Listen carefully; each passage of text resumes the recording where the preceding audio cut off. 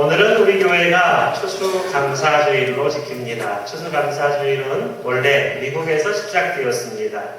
1621년 51명의 청교도 남성 그리고 90명의 여성과 아이들 총합 141명이 인디안 추장을 초대하여 옥수수의 풍작을 감사하기 위하여 시작되었습니다. 그날이 11월 26일이었습니다. 그래서 이제 미국인들은 11월 마지막 주 목요일로 추수감사절을 정했고 그것이 우리나라에 와서 셋째 주, 11월 셋째 주 주일로 정해졌습니다. 이제 각 교회마다 이 추수의 때와 또 감사의 때가 좀 빨라진 그러한 부분을 조정하여서 이제 우리는 11월 둘째 주에 이렇게 추수감사절을 지내게 되었습니다. 그런데 성경에 나오지 않는 추수감사절을 왜 지키냐? 그렇게 이야기하는 사람들이 있습니다. 특별히 이단들이 그렇습니다. 신천지나 증거장막회나 이런 사람들이 그 추수감사절은 성경에 없는 거니까 지키지 않는 것이 옳다라고 그렇게 이야기하고 그들은 대신에 초막절이라고 하는 것을 지킵니다. 성경에서는 3대 절기가 있거든요. 유월절, 오순절, 초막절. 또 다른 말로 하면 무교절, 칠칠절, 장막절. 이렇게 3대 절기가 있는데 이 이단들은 초막절을 지켜요. 초막절도 지켜야 되죠. 그런데 초막절이 사실 이 추수감사절하고 상당히 많은 부분들이 겹칩니다. 왜냐하면 이 초막이라고 하는 것은 이스라엘 백성들이 이제 가나안에 정복하고 나서 거기서 농사를 짓고 그것을 감사하고 또 이제 우리가 광야에서 초막을 짓고 즉 텐트를 치고 그렇게 40년간을 살았는데 그때를 잊지 말고 지금 이렇게 잘 살게 된 것을 감사하자라고 하는 의미에서 지냈던 절기가 초막절이기 때문에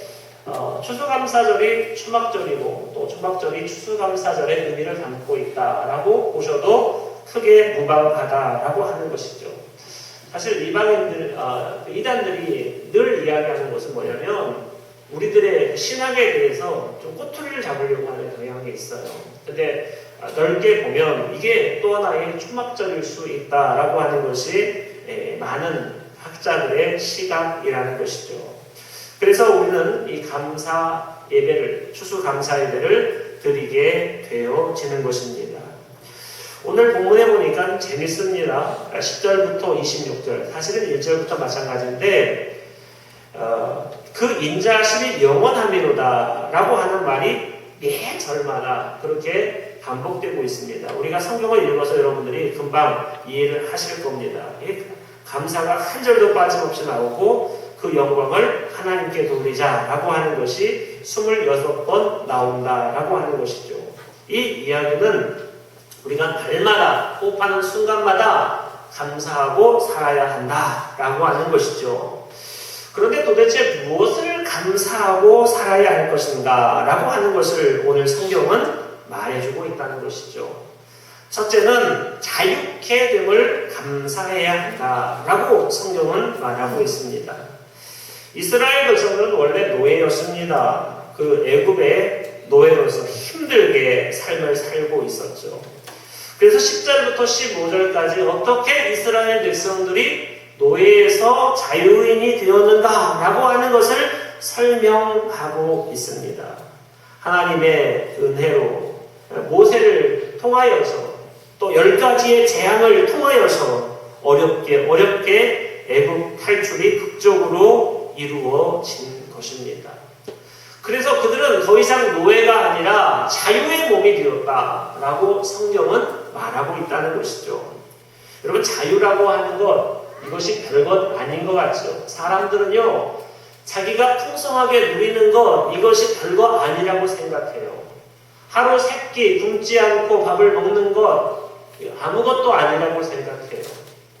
요즘은 교통이 발달해서 다들 자동차도 있어서 자가용 끌고 다니는 것, 아무것도 아니라고 생각해요.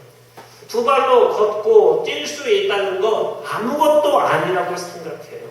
여러분, 그런데요, 사실 우리가 누리고 있는 것들, 우리들 아무것도 아닌 게 하나도 없습니다. 다 하나님의 은혜와 감사로 이루어진 것이에요. 여러분, 자유도 마찬가지예요. 지금 우리가 자유를 마음껏 누리고 있죠. 어제도 100만 명이 서울 광화문에 모여서 자유롭게 집회하고 자유롭게 주장하고, 여러분, 이게 공산국가나 정치가 불안한 그런 나라에서는 언감생심 꿈도 못 꾸는 이야기입니다. 그런데 우리는 자유를 누리고 있잖아요. 내가 노력하면 돈도 벌 수 있고 내 재능을 발전시킬 수도 있고 그렇다라는 것이죠. 만약에 자유가 없다, 여러분이 노예다, 그럼 어떻게 됩니까? 여러분들이 1000만 원을 벌든 1억을 벌든 그건 여러분의 것이 아니라 주인의 것이 될 수밖에 없다는 거예요. 여러분들이 노래를 잘합니다. 그런데 주인이 나 노래하지 마, 그러면 그 재능을 펼칠 수가 없다라고 하는 것이죠.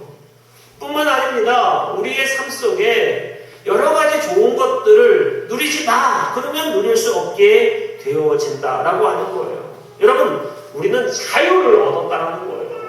그런데 보통 자유가 아니라 죄로부터 자유를 얻게 되었다라고 이야기를 해요. 여러분, 죄라고 하는 것은요, 심각해 보이지 않습니다. 그게 심각하고 위험하다면 왜 사람들이 죄를 자꾸 짓게 될까요? 왜 죄에 손을 대고 발을 디딜까요? 죄가 별거 아니라고 생각한다는 거예요. 그러나 죄는요, 우리의 인생을 천천히 죽입니다. 사실 빨리 죽이면 얼마든지 피할 수 있어요. 얼마든지 대비할 수가 있어요. 그런데 마치 다단계처럼, 마치 흡연처럼, 마치 마약처럼 조금씩 우리의 영혼을 갉아먹는 게 죄라는 거예요.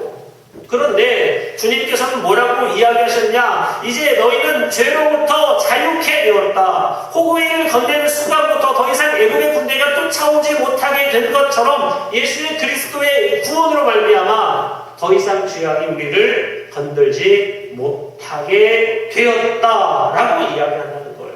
여러분, 이게 얼마나 큰 축복입니까? 이게 얼마나 큰 은혜입니까? 그리고 이 축복이 어떻게 우리에게 이루어졌는가 하는 것을 성경은 이야기해주고 있습니다. 어떻게 우리가 죄에서 자유를 얻게 되었습니까? 그건 예수 그리스도의 보혈 때문이죠. 예수 그리스도의 핏값 때문이죠. 여러분, 피카소의 그림이 있다고 한번 칩시다. 비싸죠. 정말 그림 같지도 않아 보여요. 근데 색깔만 아름다워요. 우리 눈에 보기에는, 문외한이 보기에는. 그래서 이 그림을 10만 원 주고 사라 그러면 안 살 것 같아요. 그런데 이 그림이 경매시장에 나왔는데 100억에 팔렸어요. 그 그림의 가치는 얼마죠? 100억이에요. 그 그림의 가치는. 땅이 있어요. 땅이 있는데 한전부지가 몇조 원에 팔렸다면서요. 그 한전부지가 몇조 원에 팔렸어요. 그러면 그 땅값이 얼마예요? 몇조 원이 되는 거예요. 어떤 것들을 지불했느냐에 따라서 그 값이 적용되어지는 거예요. 물론 여러분들은 피카소 그림을 걸어놓고 이게 정말 100억짜리일까? 잘 느끼지 못하겠지만 그건 100억짜리예요, 분명히. 여러분, 예수님께서 우리의 죄를 담당하셔서 십자가에 달려 돌아가셨습니다. 그래서 우리는 구원이라고 하는, 천국이라고 하는 놀라운 선물을 받게 되었습니다.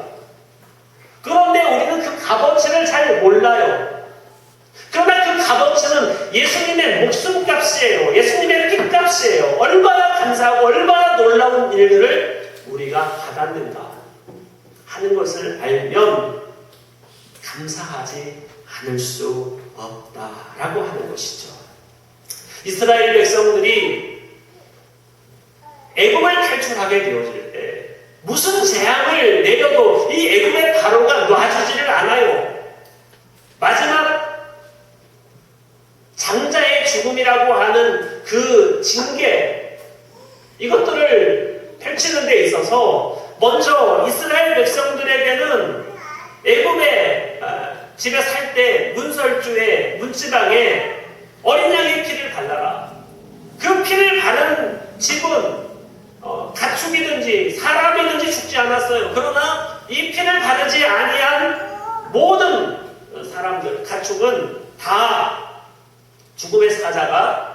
다 죽게 만들었다라는 것이죠. 그래서 그들은 살 수 있었고 그들은 회복될 수 있었다라고 하는 거예요. 여러분, 우리 주님께서 이미 십자가에서 여러분들을 위해서 피 흘려주셨기 때문에 우리는 세상의 노예가 아니라 하나님의 자유인으로 살아가는 것입니다. 여러분의 집마다 교패가 붙어 있을 겁니다. 사실 그것은 중요하지는 않아요. 여러분 집에 정말 어린 양 예수 그리스도의 피가 있느냐라고 하는 것이 중요하다는 것이죠. 그렇게 되어지면 눈에 보이지 않지만 죽음의 사자가 우리를 더 이상 건들지 못하게 되어지는 놀라운 축복이 있다는 거예요. 저는 이것 하나만으로도 여러분들이 감사하실 수 있기를 바랍니다. 죽음에서 건져내 주신, 죄악에서 건져내 주신, 노예 같은 죄의 노예로 살고 있는 우리들, 다단계, 흡연, 마약보다 더 무서운 우리의 영혼을 갉아먹는 그 죄악의 소나기에서 우리를 건져주신 하나님께 감사하실 수 있는 믿음의 성도님들이 다 되시기를 주님의 이름으로 축복합니다. 두 번째로 하나님께서 우리에게 기업을 주셨다라는 것입니다.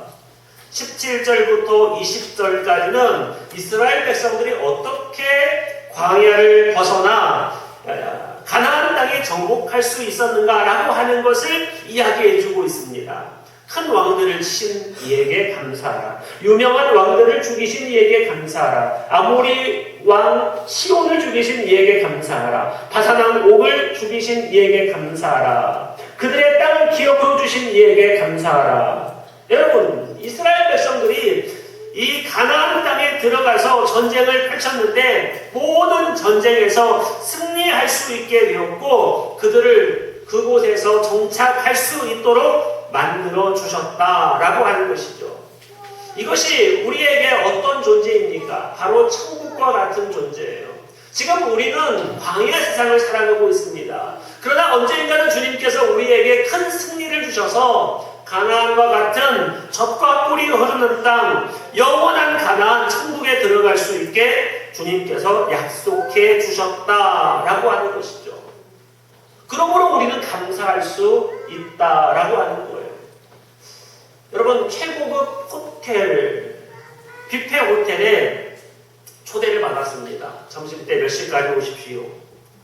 그러면 조금 배가 고파도 집에서 끓이는 라면이나 떡볶이 같은 음식에 현혹되지 않는다라는 것이죠. 왜요? 조금 있으면 정말 맛있는 음식을 먹기 때문에. 곧 최고급 세단 자동차를 구입할 계획이라고 한다면 10년 넘은 낡은 중고차를 타도 뭐 행복하죠. 좀 있으면 내가 최고급 세단 자동차를 살 거니까. 여러분, 바로 그겁니다. 우리의 인생은 여전히 힘들고 어려운 광야를 겪고 있지만 하나님께서는 우리에게 천국을 우리에게 상속으로 주신다라고 약속해 주셨다는 거예요. 여러분, 우리는 천국 가는 여행자들입니다. 우리에게는 목적지가 있습니다. 해야 할 일이 있습니다. 감당해야 될 사명이 우리에게 있다라고 하는 것이죠. 참 안타까운 이야기이지만 요즘에 그 세계를 떠돌아다니는 우리나라 젊은이들이 많이 있다고 그래요. 이게 무슨 소리냐?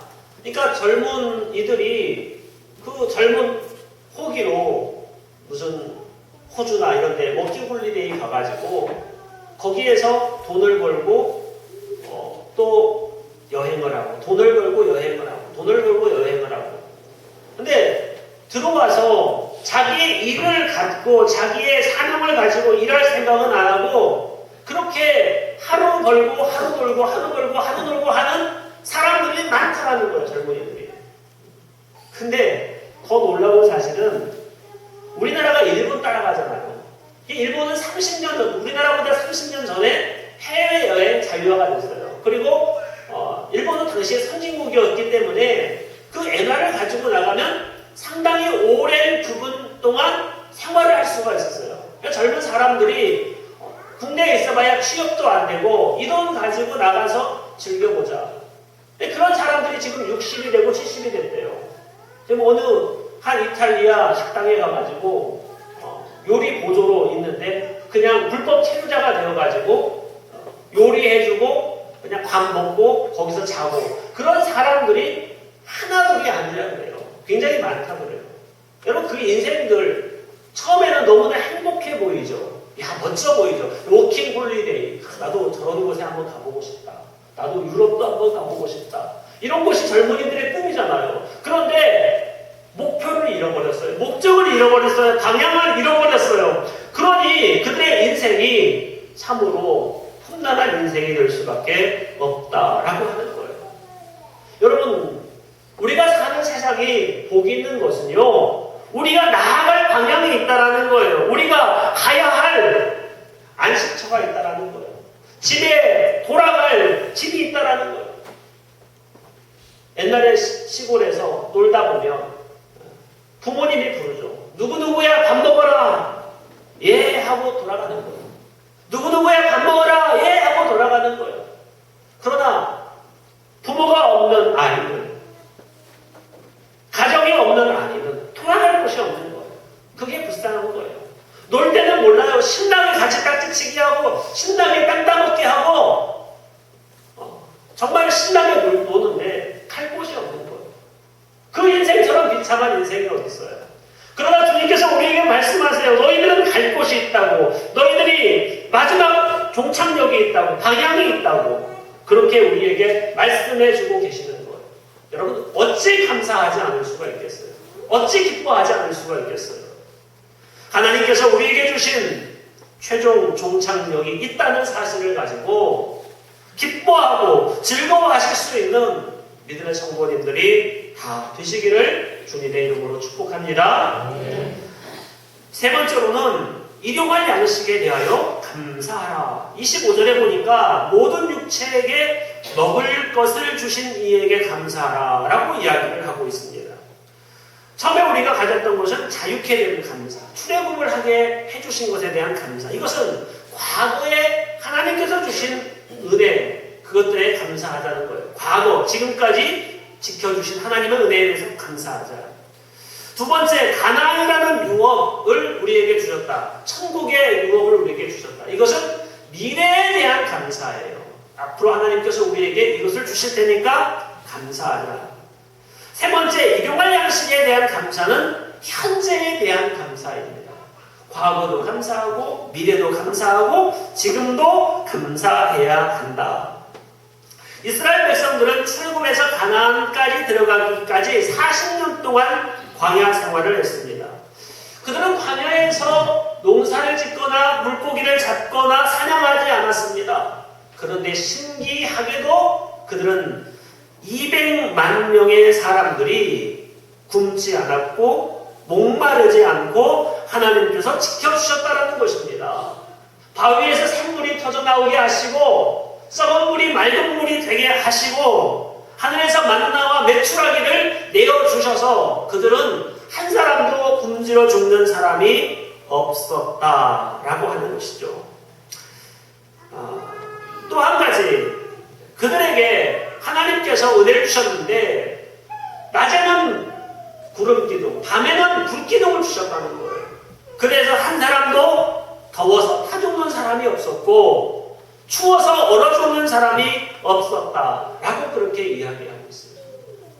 또 광야에서는 어떻게 옷을 지어 입을 수 있겠습니까? 어떻게 신발을 만들어 신을 수가 있겠습니까? 이 옷도 신발도 제대로 신을 수가 없는 그런 상황이죠. 그런데 하나님께서 어떤 은혜를 주셨느냐? 신명기 29장 5절에 주께서 40년 동안 너희를 광야에서 인도하게 하셨거니와 너희의 몸에 옷이 낡아지지 아니하였고 너희 발에 신발이 헤어지지 아니하였으며 40년 동안 옷과 신발이 낡아지거나 헤어지지 않게 하셨다라고 하는 거예요. 이 이야기는 무슨 얘기입니까? 하나님께서 광야 생활을 할 때 조금도 부족하지 않도록 우리의 삶을 인도해 주셨다라는 거예요. 참 희한한 것은 세워주는 사람들이 불평해요. 이스라엘 백성들이 애굽 땅에 있을 때 뭐 불평이나 얼마나 할 수 있었겠습니까? 그러나 이제 광야에 와서 하나님의 은혜로 풍성하게 사니까 고기 먹고 싶다고 그러고 돌아가고 싶다고 그러고 그런 불평과 불만을 표출하는 것을 보게 되어진다는 거예요. 여러분, 하나님께서는 우리에게 필요한 것들을 다 채워주셨어요. 한 스위스에서 목회를 하고 계신 목사님의 이야기예요. 어느 날 스위스 대사가 새로 임명이 되어서 자기 교회로 등록을 하게 되었다라고 얘기를 해요. 그런데 돌아올 때, 스위스로 올 때 이제 거의 이민 수준이잖아요. 그래서 짐가방을 6개를 챙겨가지고 왔는데 짐가방 하나가 분실이 된 거예요. 그러니까 그 옆에 있는 사람들은 막 놀래죠. 그 부하 직원들은. 이걸 잘 못 간수했기 때문에. 그런데 이 스위스 대사가 너무너무 감사하다라고 얘기를 해요. 왜요? 먼저는 우리 가족이 모두 무사하게 여기까지 왔다. 이게 감사하다는 거예요. 또 한 가지는 그 짐가방 5개가 제대로 왔다. 또 감사한 거예요. 또 나머지 하나도 좀 늦겠지만 오는 것이 감사하다. 그렇게 얘기하는 거예요. 여러분, 감사의 조건을 찾으면 얼마든지 감사의 조건을 찾을 수가 있습니다. 올 한 해 동안 하나님께서 여러분의 가정을 굶주리지 않게 하셨습니다. 부동하지 않게 하셨습니다. 가정을 지켜주셨습니다. 건강하게 하셨습니다. 수없이 감사의 조건들이 많음에도 불구하고 불평과 불만을 토로하는 그런 인생을 살고 있다는 거예요. 정치 상황이 좋지 않습니다. 예, 지도자를 보면 한숨이 나오고 답답하죠. 그런데요, 그런 상황 속에서도 국민들을 보니까 감사하더라고요. 그런 형편 속에서도 이렇게 단합되어서 나라를 걱정하고 또 위하여 행동하는 그 사람들을 보면서 감사한 마음이 들더라고요. 왜 우리가 감사하지 못합니까? 강팍해져서 그래요. 우리가 당연히 이것들을 누려야 한다고 생각하기 때문에 그래요.